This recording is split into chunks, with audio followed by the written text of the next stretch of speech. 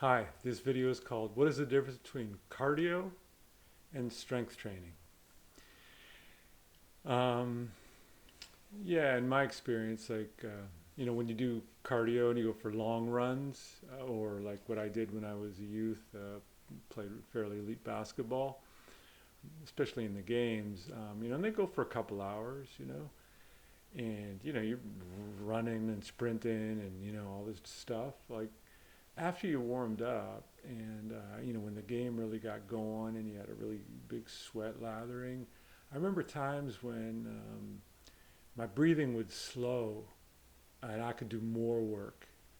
My heart rate would like come down and my breathing would slow, yet I was like sprinting and just doing like amazing physical things. So it was really weird. It's like an altered state, and it's a wonderful state. They call it the runner's high in running, the legendary runner's high. And they've tied it to endocannabinoids. Basically, this is cannabis. This is like marijuana. Like we have these like receptors for marijuana in our body, but it just makes us feel good. That's the whole point there. When you're in shape in cardio and you can go for long runs and you're not injured, but you can just go at it, you get this high eventually and you feel great. Strength training, to me, in my experience, is the opposite, especially if you're doing it to failure. And there's a good reason to do it to failure. Why would you want to, so you do like say, 8 reps, and on the seventh and eighth rep, you can't even lift the weight, and you need a spot, to do it. And the reason to do it is to enhance strength and muscle growth, of course.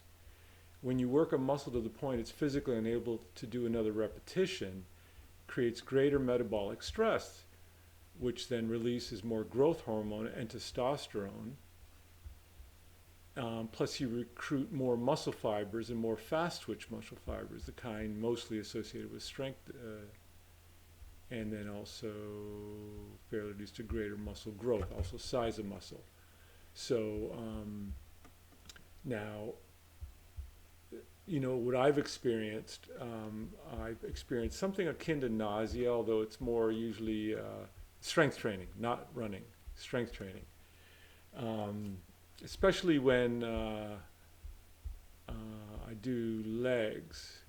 Where is it saying? And it's about blood flow, I guess. There it is. It's due to the size of muscles in the lower body, like hamstrings. On big leg days, when I'm, really doing it to failure or doing it, hard, intense, and I having to really, use my legs, I can get this feeling of not quite nausea, just like a discombobulation, right? And the funny thing is that's a good sign. That means I'm working hard, right? I work so hard. I demanded so much blood in my legs, right, to pull all this weight that that it sucked it out of my brain and made me a little bit dizzy, right? So I wouldn't call it pleasurable.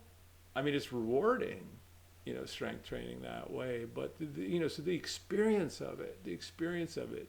One is a built-in addictive thing, and the other thing is if you're addicted to feeling, to working out to failure and feeling, blathered and like that, I remember when I was playing, elite basketball, and I played pro over in Europe, and there'd be 12 guys on a team, or the Canadian national team. It'd be like, of 12 guys, 10 or 11 of us hated the weight training part of it.